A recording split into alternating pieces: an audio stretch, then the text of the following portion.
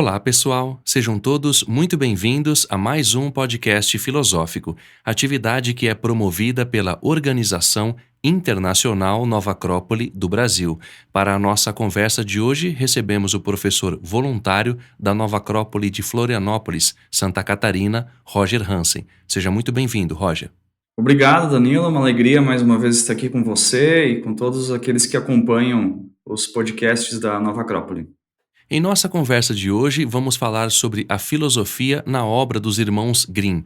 Nós não vamos esgotar o tema, obviamente, e nossa ideia também não é trazer aqui verdades absolutas, mas como nós lembramos em todas as ocasiões, nós vamos conversar, refletir e, claro, extrair elementos úteis e práticos para que a gente possa aplicar algo dessas histórias, desse exemplo, desses grandes personagens da história da humanidade em nossas vidas. Para iniciar a conversa, Roger, eu gostaria que você falasse não apenas da vida dos irmãos Grimm, que por si só já é algo bem peculiar, bastante especial de se relatar e de se entender, mas também falasse um pouco do contexto histórico no qual eles estavam inseridos. Está bem, Danilo? Eu prefiro começar da seguinte forma, partindo, daquilo que eu imagino que a maioria dos ouvintes que estão nos acompanhando, que vão nos acompanhar à medida que forem acessando esse podcast, pensem em relação a essa temática, né? Entendi. É um tema para tratar aí dos irmãos Grimm, aqueles caras que escreveram histórias para crianças. Porque, basicamente, quando as pessoas ouviram falar dos irmãos Grimm, é essa informação que chega. São autores antigos que escreveram historinhas para crianças. Basicamente, essa é a informação que a gente tem de forma geral, né? No entanto, é aqui que começa justamente o tema do nosso podcast de hoje, porque, de fato, não foi essa a proposta dos irmãos Grimm, e o fato das crianças gostarem da obra dos irmãos Grimm, como eles mesmos disseram, é quase que uma coincidência na obra, porque a proposta original era muito diferente.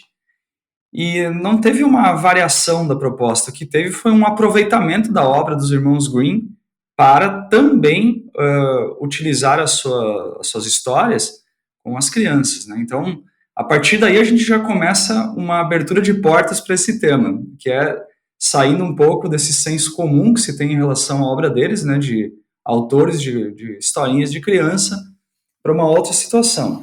Um outro passo em relação a isso é que algumas pessoas também não sabem, mas os irmãos Grimm não escreveram nenhuma história. Eles se propuseram a fazer um resgate, né? Agora, antes da gente já falar desse resgate, do porquê que eles chegaram nisso, como você bem perguntou, né, Daniela, é importante a gente entender o contexto em que eles viviam, né? No século XIX, num período mais objetivamente falando, em que Napoleão estava invadindo a Alemanha com as suas tropas, né? Na cidade de Kassel, na Alemanha, onde moravam os irmãos Grimm, ela tinha acabado de ser sitiada pelas tropas alemãs. Então, quando você pensa nisso, você já começa a criar algumas imagens do que viveram os irmãos Grimm e muitas outras pessoas, obviamente, naquela época, né? Então, eles estavam, assim, fazendo o seu trabalho, enquanto que ouviam tiros e barulhos pela janela, e quando iam olhar, eram pessoas sendo arrastadas para serem mortas, para serem torturadas, enfim, guerra, né?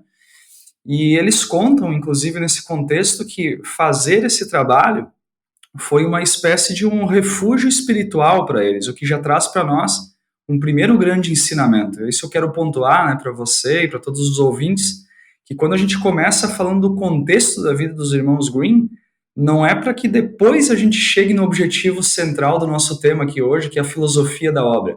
Na verdade, a filosofia da obra dos irmãos Grimm já está na maneira como eles viveram, como eles encararam as circunstâncias históricas. E eles começam, aliás, o nosso tema, melhor dizendo, começa refletindo sobre esse contexto. E eles já trazem um primeiro ensinamento filosófico aqui. Quando as coisas lá fora não estão nada bem, é importante que você construa uma fortaleza interior. E eles fizeram isso através da sua obra, que era mais do que um trabalho. Foi uma obra de vida. Não por acaso teve uma influência tão grande, continua reverberando, influenciando o mundo todo, e depois a gente vai falar um pouco mais disso, né? Então era esse o contexto, né, um contexto de guerra. Eles tinham então uma circunstância muito difícil para trabalhar, para dar continuidade ao seu trabalho, e precisavam então lidar com essas circunstâncias para poder desenvolver aquilo que eles queriam. Eles eram formados em direito e havia um professor que eles admiravam muito que colecionava esse tipo de histórias folclóricas, e eles um dia pegaram algumas obras desse professor. Isso coincidiu com uma pesquisa que eles estavam se propondo a fazer. E que pesquisa que era essa? Uma pesquisa em que eles pudessem resgatar as ideias tradicionais do povo alemão. E por que essas ideias tradicionais? Porque muitas vezes, né, Danilo, as pessoas escrevem assim, resgatar a cultura primitiva.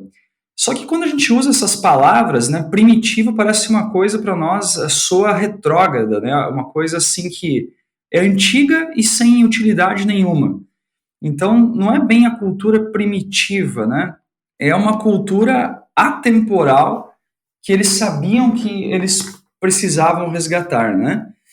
E aí, o que é interessante nisso também, dentro desse contexto que fez parte da sua pergunta, né? Junto com a guerra, o que estava acontecendo? Nós temos que lembrar que nesse período, início do século XIX, o mundo, principalmente o mundo europeu, ocidental, está saindo do iluminismo, né? Com os séculos aí em que houve um domínio da racionalidade científica, e começa, nesse período na Alemanha, o romantismo alemão, que é um movimento muito importante e que se propõe, de uma forma, simplificando um pouco os argumentos, se propõe justamente a resgatar algo que havia sido perdido historicamente. Então foi mais ou menos o que aconteceu com os grandes intelectuais europeus da época. Eles pararam diante do estrago causado pela racionalidade fria, né, do iluminismo, afora os avanços, que também foram importantes, é preciso dizer, mas esses grandes intelectuais pararam, filósofos, artistas, intelectuais, e começaram a se fazer a seguinte pergunta, né? O que é que a gente deixou para trás? O que é que nós perdemos que resultou em atos bárbaros dos seres humanos, atos frios, como se nos tornássemos máquinas, enquanto que se pensava que o projeto iluminista ia trazer um mundo mais humano, se viu a barbárie, né? E para os alemães não precisa pensar muito, a gente sabe muito bem que era nesse período, né, justamente a sociedade que se considerava mais avançadas em termos científicos, e o fruto disso tudo foi o movimento nazista. Então tudo isso causou um impacto muito profundo, né, em toda a Europa, mas obviamente para os alemães. Então é nesse contexto que os irmãos Grimm vão fazer o seu trabalho e vão se inserir nesse movimento inspirados por esse ideal de resgatar valores humanos que haviam sido perdidos. E aí, mas onde é que entram as histórias nisso? Quando conheceram essa obra desse professor, eles se deram conta de uma coisa: como nós podemos encontrar essa cultura antiga da forma mais preservada possível? E se deram conta que a forma de fazer isso era resgatando os contos tradicionais. Então aqui nós temos um enlace, digamos assim, desse contexto, né, do que permite a gente entender de uma forma assim mais breve, mais simples, mas permite a gente entender esse contexto, o porquê dessa obra e o valor monumental que ela teve e continua tendo. Você falou da atemporalidade das histórias, e essa é uma palavra especial porque as histórias deles são atuais até hoje e provavelmente, independente das mudanças que o mundo venha a ocorrer socialmente falando, politicamente falando, enfim, mudanças comuns que acontecem a todos os momentos históricos, essas histórias que eles trouxeram têm uma atemporalidade e um sabor de verdade muito grande. Quando a gente ouve essas histórias e não se aprofunda na vida e na obra deles, nós imaginamos que são histórias escritas por eles, pensadas por eles, imaginadas por eles, o que não é o fato, porque eles buscavam isso através das pessoas, da cultura alemã, de pessoas simples, das quais eles se valiam para registrar essas histórias. Isso é muito importante porque João e Maria, A Branca de Neve e os Sete Anões, dentre tantas outras histórias, Chapeuzinho Vermelho também, que fazem parte do imaginário popular. Elas têm uma força e uma atemporalidade tremenda. Eu gostaria que você falasse desse processo, porque eles têm uma formação acadêmica muito ampla e muito profunda, e também eu gostaria que você falasse do impacto histórico que isso teve no momento em que eles estiveram vivos. Com certeza. Então, partindo disso que nós comentávamos, né, Danilo, desse contexto, eles se deram conta, então, eles tinham um objetivo: resgatar esses valores fundamentais que estavam nessa cultura antiga ou primitiva, né, que não é o melhor termo do meu ponto de vista, mas nessa cultura antiga tradicional, e eles queriam encontrar uma forma, um meio de resgatar essa cultura tradicional da forma mais fiel possível. E isso fez com que eles escolhessem os contos. E aqui nós temos uma informação muito interessante, porque, em geral, se você perguntar para as pessoas que gostam desses temas das histórias, dos temas simbólicos, é muito natural as pessoas levarem muito mais a sério a mitologia, os mitos, do que os contos de fadas e histórias tradicionais. No entanto, é uma informação muito interessante, porque pelo fato dos contos terem essa aparente inocência e simplicidade, não passava pela cabeça das grandes autoridades religiosas, científicas e outros da época que tivesse alguma coisa de importante nesse material. E por isso os mitos, por exemplo, foram muito atacados e foram muito deturpados. E o mesmo não aconteceu com os contos tradicionais. Então, esse é mais um dos motivos que fez com que eles escolhessem exatamente esse tipo de histórias, né? Então, veja, o que nós estamos falando aqui? Que, através das histórias, nós temos uma maneira de tomar contato com uma cultura tradicional de uma forma que é muito pouco comparável com qualquer outra forma ou material que a gente tenha hoje.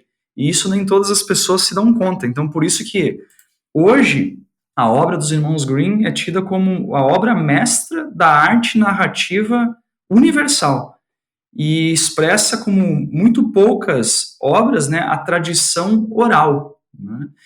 Então, o que acontece? Tem um contexto, você vê como eu comentava antes, né, Danilo, que a vida deles, a forma como eles viveram, se mistura um pouco com a obra, porque é uma coisa engraçada, dois irmãos, né, dizem que eles tinham uma aparência muito bonita, muito elegante, e viveram juntos a vida inteira, mesmo depois de casar, eles resolveram morar juntos, e conta-se que os filhos de cada um eram tidos como filhos em comum deles, né? E tinha uma relação muito próxima. Inclusive, Danilo e os nossos ouvintes, os irmãos Jacob e William, e o Jacob tinha uma formação e uma visão muito científica, muito racional, metódica, enquanto que o William era mais poeta. E veja que obra da natureza, né, juntar, né, em uma mesma família, através de dois irmãos, essas capacidades, porque o Jacob, que era o cientista, foi o responsável por definir a metodologia que resultou nessa compilação maravilhosa, enquanto que o William deu todo o tom da seleção, da organização poética das histórias. Então, é uma obra que já tem também na sua forma de ser construída uma estrutura filosófica, porque eles foram capazes de reunir ciência e poesia, porque um era cientista e o outro era mais poeta, né? Então, essas são informações assim, muito interessantes. Eles contam também que o objetivo não era inicialmente o público infantil, como eu já comentei aqui no início do nosso podcast, né? Mas o objetivo era compilar, então, essas histórias. E quando eles começaram a fazer isso, né, eles se deram conta que depois de um tempo as crianças também simpatizavam e se orgulharam disso. Mas era preciso, é preciso entender que essas histórias, elas são um estilo específico que era utilizado, aplicado em todas as faixas etárias, principalmente entre os adultos. Isso é uma coisa que nós perdemos, né? Então aqui nós podemos já fazer uma primeira ponte em relação à maneira com que nós hoje lidamos com a obra dos irmãos Grimm, que é considerar que são livros para criança. E por isso alguns adultos, quando pegam essas obras, ficam um pouco impactados, dizendo, nossa, essa história aqui, quem pensou nisso para criança? Não, é que isso não foi pensado para criança. E aí as pessoas também têm algumas dificuldades de entender e de lidar com isso, né? Mas o fato que eles fizeram essa obra, ela teve já um impacto muito grande, ainda em termos desse contexto do seu sentido, né, Danilo, o que é importante também a gente pontuar? Que até então, quando se fazia esse tipo de compilado das culturas tradicionais, havia uma tônica dada pela visão acadêmica do iluminismo, que era de você pegar esse objeto de pesquisa e dar uma interpretação a ele. O que significa isso em termos bem práticos? Né? Que você ia lá, entrevistava uma pessoa, você não publicava aquilo do jeito que ela falava para você. Você colocava a sua visão acadêmica e aproveitava algumas falas, talvez, né? Fazia uma releitura daquilo. E essa metodologia era vista como mais acadêmica, mais correta, mais científica e mais respeitada. E os irmãos Green fizeram uma coisa totalmente inovadora. E isso lançou, junto com a obra deles, uma nova visão sobre a metodologia de pesquisa histórica. Que eles fizeram o quê? Eles entrevistavam as camponesas para resgatar essas histórias e publicavam publicaram, melhor dizendo, né, da forma mais fiel possível, sem alterar, na maior parte das vezes, absolutamente uma vírgula de como as histórias lhes foram contadas. E isso, então, inaugurou uma nova metodologia de pesquisa histórica que eles fundaram, então, um novo estilo de pesquisa histórica, o que traz uma traz uma característica maravilhosa para essa obra, porque nos permite entender que a gente está em contato com um material muito preservado da tradição. E aqui, para finalizar esse tópico, antes de te devolver a palavra para outras questões, Danilo, vale pontuar o seguinte: eles contam que percorreram muitas cidades do interior da Alemanha, fazendo esse trabalho ao longo de anos de resgatar as histórias. Você imagina aí que trabalho maravilhoso, né? E eu fico muito emocionado e impactado quando eu leio que eles contam que uma senhora lhes impactou muito, que era uma senhora chamada Frau, e que ela tinha em torno de 55 anos de idade, e eles tinham recebido a informação que ela conhecia muitas histórias, e foram entrevistar essa senhora. E ela começou a contar as histórias, e a primeira impressão que causou neles é que ela estava contando assim, da maneira que lhe vinha à cabeça, de uma maneira muito descontraída. E aí depois eles explicaram o trabalho que eles estavam fazendo de resgatar a tradição e perguntaram se ela poderia repetir de uma forma mais lenta. E quando ela começou a repetir, eles se deram conta que ela era capaz de repetir cada história com extrema precisão e rigor. Ela sabia o lugar e a entonação de cada palavra. E eles contam que quando ela se equivocava, até numa respiração, ela pedia desculpas, voltava, se concentrava e entoava de novo a mesma frase para ser fiel aos cânones que ela havia aprendido com os seus mestres contadores de história. Então, quando a gente ouve isso, e quando eles ouviram, eles escrevem textualmente isso que eu vou dizer, eles falaram assim: se alguém pensa que a cultura tradicional é algo sem método, algo que uma pessoa conta sem rigor e que não tem fundamento, está completamente enganado. Eles se deram conta, então, que a cultura tradicional e a cultura da tradição oral é extremamente metódica, rigorosa e confiável, né? Então, isso também traz uma informação da obra deles, né, que nos permite pensar muitas coisas da nossa cultura para muito além das histórias, que é a forma com que eles encontraram de estudar os cânones, as regras, né, com que a cultura da tradição oral funcionava, uma coisa que nós não temos mais um contato muito claro hoje. Então, essas são algumas informações, Danilo, que eu acredito que possam já abrir, né, a mente daquelas pessoas que não conhecem a obra dos irmãos Green para esse encontro maravilhoso com essa obra que é um patrimônio da humanidade, na verdade, né? Sem dúvida, Roger. E essa própria ideia, essa concepção de patrimônio da humanidade, ela já exclui todo tipo de preconceito, de separatividade, que é uma ideia que é bem difundida no mundo de hoje, inconscientemente ou conscientemente. Então, esses contos são patrimônio da humanidade e servem para qualquer povo, qualquer cultura, em qualquer momento, porque eles têm um valor moral, um sentido pedagógico. E é sobre isso que eu gostaria que você falasse, porque essa senhora, ela chama muita atenção, justamente como você bem lembrou, porque eles iam de casa em casa. Tentemos imaginar isso nos dias atuais, uma pessoa que dispõe do seu tempo para ir até a casa das pessoas ouvir histórias, e não qualquer história, mas ouvi-las, evidentemente compilá-las e trazer aquilo que de melhor e mais profundo, mais exemplar seja para os seus semelhantes. E foi justamente o que eles fizeram. Assim como, por exemplo, os griots africanos, contadores de histórias, de mitos, ou seja, de tudo aquilo que faz parte do contexto histórico e que tem uma relevância moral, uma relevância em termos de comportamento, de ensinos, de exemplos de vida. Isso é muito importante. Assim como nós aprendemos com os mitos, através dos gregos, nós aprendemos com os contadores de histórias, com os fabulistas, e esse fator pedagógico é muito importante. E você, além de voluntário, professor em Nova Acrópole, também é um profissional da área. Por isso eu gostaria que você falasse desse fator moral, desse valor pedagógico que nós podemos encontrar nos contos dos irmãos Grimm. Perfeito, Danilo.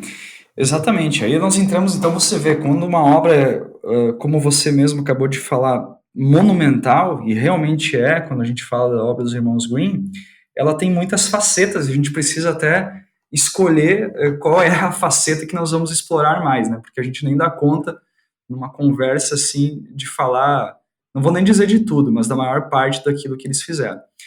Mas uma da faceta que você chama atenção, que é a pedagógica, e me encanta muito, e eu uso muito exploro muito essa faceta no meu trabalho, ela chama também muita atenção, porque os próprios irmãos Grimm escrevem algo que eu acredito que seja um primeiro passo para a gente entender essa faceta pedagógica da sua obra. Eles dizem assim: à primeira vista, quando você se depara com os contos tradicionais, eles te causam uma impressão de que eles são simples e puramente entretenimento. Mas, na verdade, eles são formas de instrução. Isso são palavras dos próprios irmãos Grimm, né? Então, veja, nós não estamos falando de uma obra exclusivamente para entreter. Eu falo exclusivamente porque elas também serviam para entreter. E aqui nós temos uma característica pedagógica das histórias e da própria educação. A educação, a instrução, não precisa, e no meu ponto de vista, não deve ser pesada, ser dura. Isso também foi um reflexo do iluminismo, né? Separar emoção de pensamento, separar os sentimentos do ato de conhecer, porque eles poderiam poluir, eles poderiam distorcer o conhecimento. E depois, novas tendências acadêmicas começaram a refutar isso e se dar conta de que isso é uma falácia, na verdade, né? Aí depois entra em cena toda a nossa psicanálise moderna para dizer que quando a gente tenta deixar de lado as emoções, o que nós estamos falando, o que nós estamos fazendo, na verdade, é reprimindo essas emoções e sentimentos que vão nos influenciar de uma forma inconsciente depois. Então não existe isso da gente separar um ser humano, ele sempre é íntegro, né? E essas obras, elas são uma expressão disso, porque elas trazem uma instrução junto com um entretenimento, junto com uma diversão, de uma forma leve, agradável, que não fere, não é? Esse é um primeiro ponto.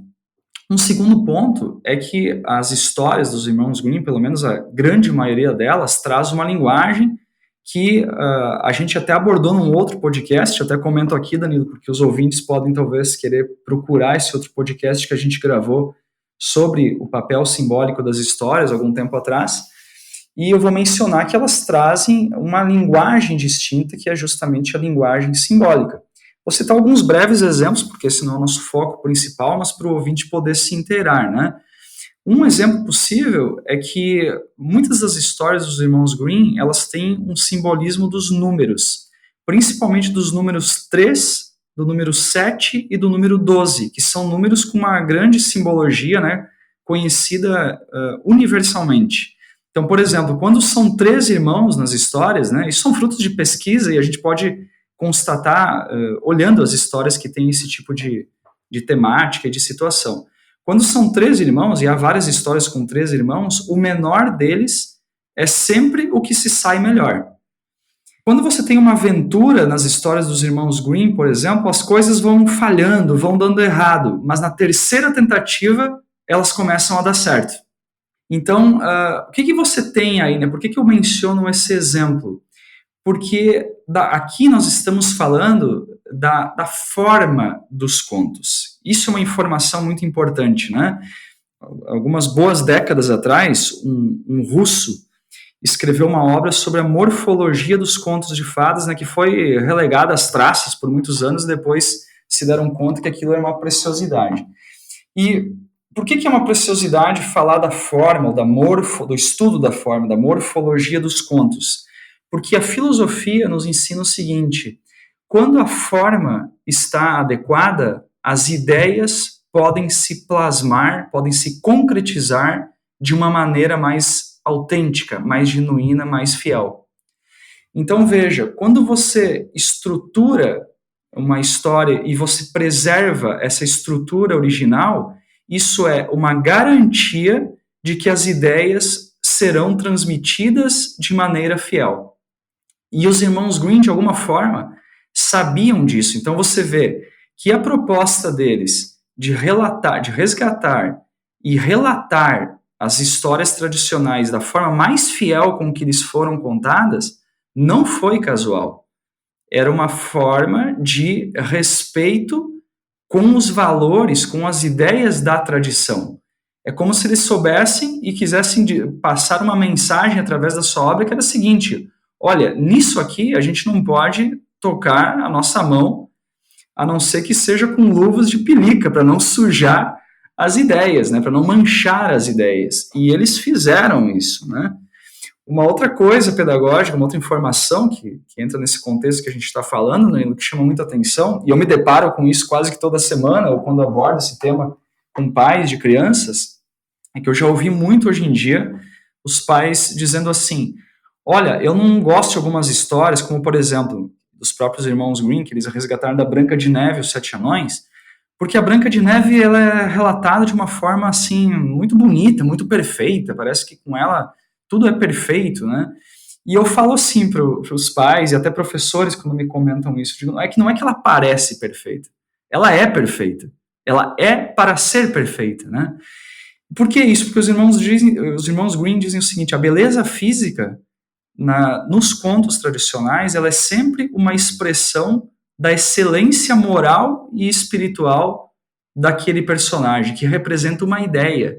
Então a Branca de Neve ela não é uma menina, ela não é uma mulher, ela é a representação de uma ideia, de um conceito espiritual.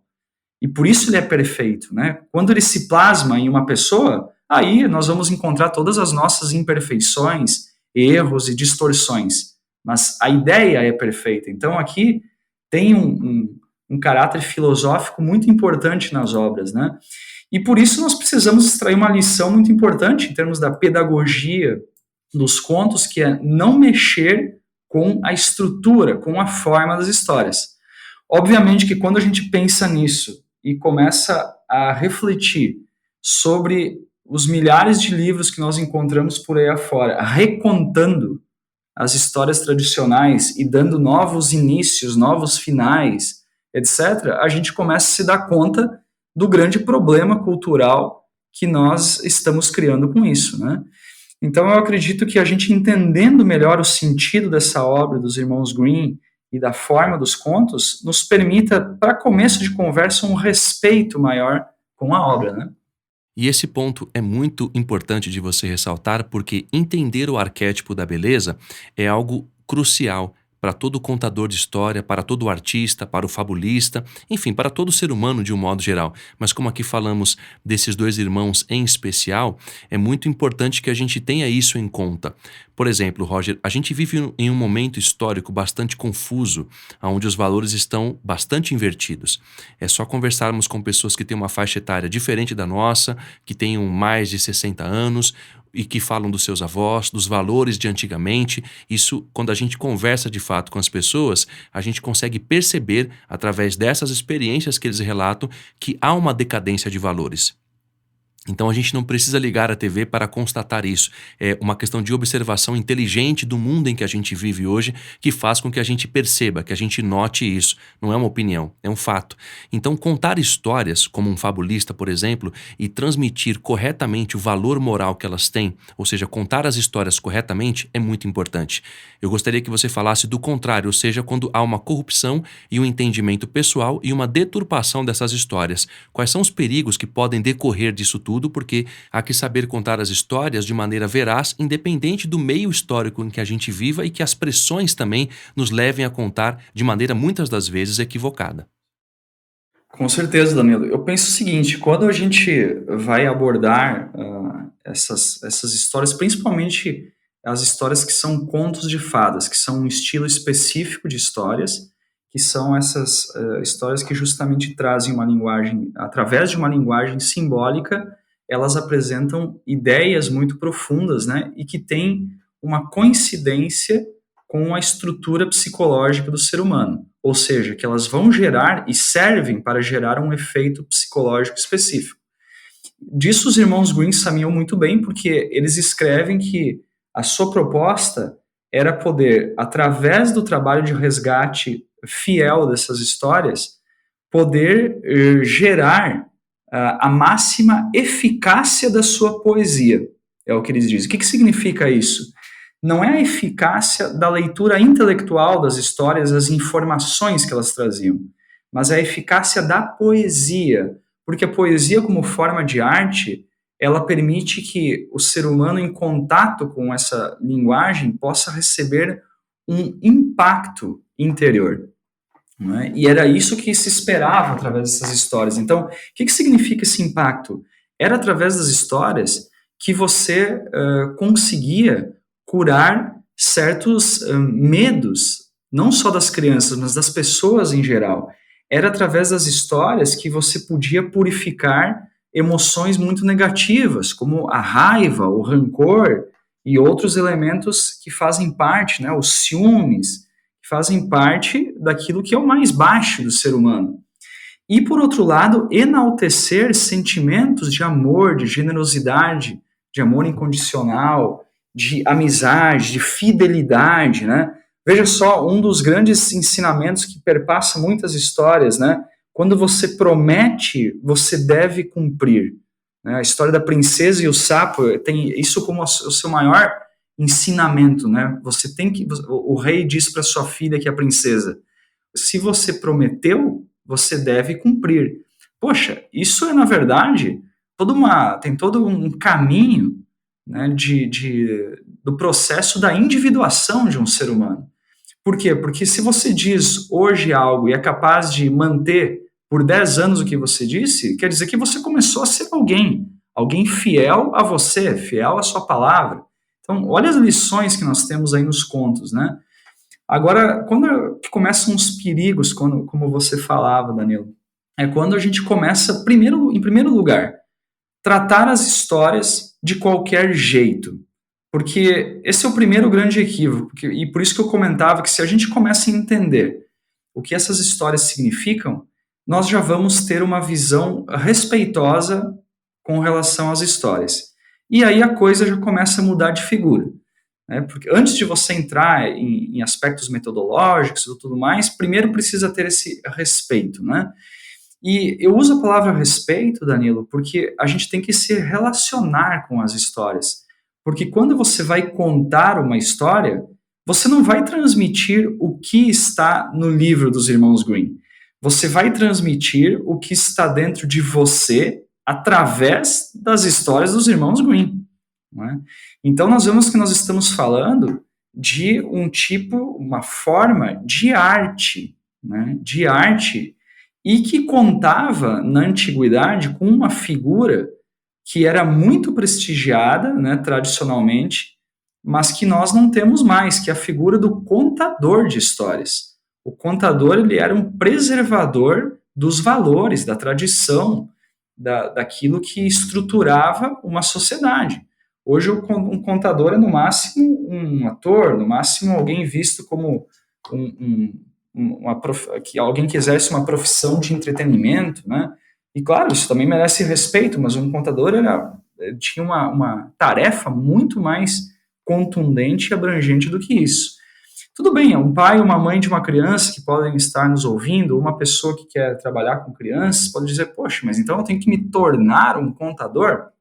Não, até porque, como os próprios irmãos Green relatam, né, nem todas as pessoas receberam da natureza esse dom. Assim como nem todas as pessoas receberam da natureza o dom de serem médicos, de serem engenheiros, de serem pilotos de avião, ou outro exemplo qualquer. Então, se trata de um dom específico, né, que deve ser desenvolvido e trabalhado, mas é preciso ter o talento, né? Agora, não é porque nós não temos o talento para sermos um músico, né, profissional, com carreira internacional, que nós não podemos cantar, tocar um instrumento musical. Não é porque nós não vamos fazer uma cirurgia e nos tornarmos médicos profissionais, é que nós não precisamos, não devemos entender um pouco alguns conceitos de saúde para vivermos melhor. Então, da mesma forma, eu não preciso me tornar um contador profissional para contar de uma forma adequada uma história para o meu filho, uma história para os meus alunos na escola, e aproveitar o caráter pedagógico educacional. Então, o primeiro passo é esse respeito. O segundo é a gente poder selecionar as histórias. E aí é claro que há muitos critérios, né? Mas o primeiro passo que eu proponho, e não é ao acaso também que a gente está tratando desse tema, é a gente buscar os originais. Então, assim, se nós temos condições, felizmente, de termos acesso à obra dos irmãos Green, por que nós vamos pegar uma pessoa que reinterpretou e reescreveu as obras dos irmãos Green? Não é? Eu não estou falando de uma pessoa que simplesmente lançou uma nova edição, porque eu mesmo tenho feito isso, né, de você resgatar e recompilar as histórias. Isso é uma coisa. Outra coisa é você querer reescrever e mudar a orientação da história. E isso tem muito, é o que mais tem hoje em dia. Então, uma recomendação muito prática que eu dou para as pessoas que nos ouvem é de buscar as versões mais originais possíveis. E para isso a gente tem que investigar um pouquinho e olhar na contracapa, mexericar um pouquinho, sabe como é que é? E ver se você está lidando com um material fiel, original, ou se é uma reinterpretação, reescrição, porque aí você vai ter problemas na certa, né? Então, quando são outras histórias que não são contos de fadas, aí tudo bem, isso tudo que eu falei cabe sem maiores problemas. Mas com os contos tradicionais, nós precisamos entender que a estrutura é fundamental e não podemos mexer com ela. E a forma de assegurar isso é você poder buscar os originais, boas versões, e aos poucos ir se instruindo de como contar as histórias, né, da melhor forma possível. Aí há muitas instruções possíveis, quem sabe no futuro a gente até faz outro podcast sobre isso, né, Danilo? Sem dúvida, Roger.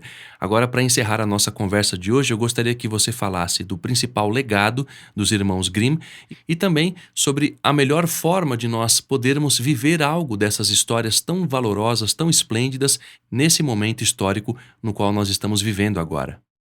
Eu diria o seguinte, Danilo, que, como eu falei no início, a própria obra, a maneira como viveram e trabalharam os irmãos Grimm são uma lição, um legado para nós, tanto quanto as histórias que eles resgataram.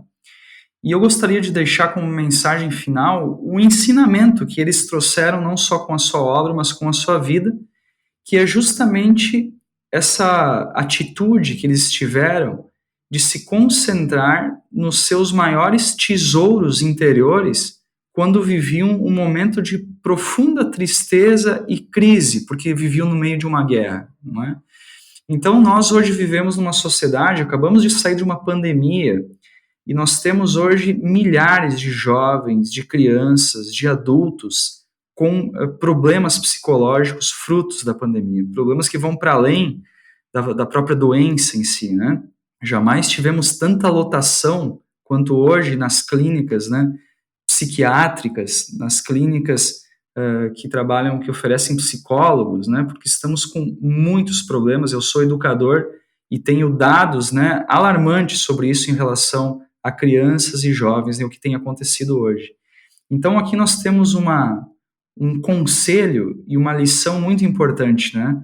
Nós podemos nos concentrar nos nossos tesouros interiores, porque essa é uma forma de nós termos uma proteção para podermos enfrentar mesmo as realidades mais duras que a vida possa nos apresentar.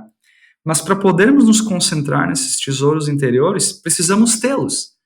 E alguma pessoa pode dizer, mas onde eu posso encontrá-los? Esse podcast dá uma grande dica para isso. As obras dos irmãos Green, elas são um desses tesouros. Se você se concentra nessas histórias e lê uma história dessas por noite, algumas vezes na semana, em família, sozinho, para os seus filhos, se for o caso, você vai encontrar tesouros, não só para aliviar as suas tensões, o seu estresse, que é muito grande hoje em dia, mas para te inspirar, né? Para alimentar os seus melhores sentimentos, para te alimentar com ideias espirituais profundas. E isso pode trazer uma segurança e um ar fresco que nos permita transitar, mesmo nos tempos difíceis que a vida possa nos trazer. Tá bom? Essa é a mensagem que eu deixaria para finalizar nossa conversa aqui, Danilo. Dessa maneira, encerramos então a nossa conversa desse nosso podcast de hoje, agradecendo a presença do professor Roger Hansen, da Nova Acrópole de Florianópolis, Santa Catarina, e, claro, desejando que seja sempre muito bem-vindo. Obrigado, Danilo. Foi um prazer estar aqui, um prazer aí estar com todos os nossos ouvintes. Para aqueles que queiram nos contatar, podem fazê-lo através do nosso site nova-acrópole.org.br/podcast. E para quem quiser saber mais sobre o curso de Filosofia para Viver, pode fazê-lo através do nosso site nova-acrópole.org.br. Até a próxima!